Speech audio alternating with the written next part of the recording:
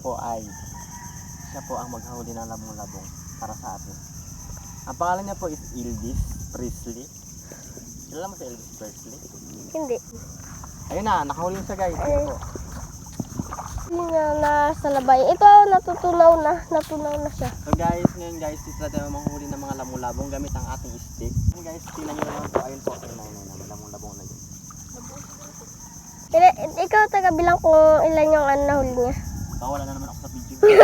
Hindi ka pala ako mag-edit eh. Hindi ka sabihin. Sige, ano na po. Sakayin po. Saan? Saan? Kunyari po, may ahas daw po. O baka yun daw po, kaya nagigilid-gilid naman na si Elvis Presley. Natatakot siya matuklaw na ahas na brown. Ito, ano ito? Lipat. Baka ano mo yung problem. Baka toto. Ano yan? Ano? Sariling censored. O, sarili sense. Kasi ma-effect yan yung oh! Oh my God! Alam mo yun? Oh. Oh my God. Ayan siya, oh, manahuli. Brown. Sa akin brown, sa'yo black.